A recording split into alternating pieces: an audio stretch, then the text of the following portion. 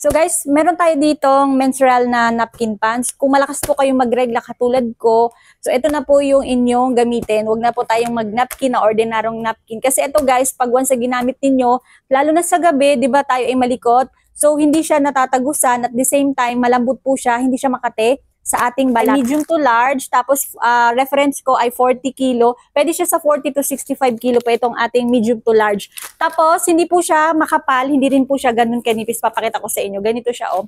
Pag sinuot ninyo, stretchable po siya. Ayan. Pag nagsuot ako nito, first day hanggang last day ng aking menstruation, ito po yung ginagamit ko. Hindi na po ako gumagamit ng panty kasi pag nasa bahay naman kayo, okay na yon. Tapos, hindi siya makate, malambot. Ganito yung kanyang pag sinuot ninyo guys, masarap siya suotin. Gusto ko nga araw-araw ito na lang suotin ko para hindi mangitim yung singit natin, di ba? Pag once na nagpanty tayo. So ganito siya.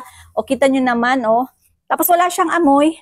Ganito siya. So kung gusto ninyong subukan itong ating menstrual na napkin pants, ilalagay ko na lang dyan sa yellow basket. Meron siyang 10 pieces, meron 20 pieces, at meron ding 40 pieces.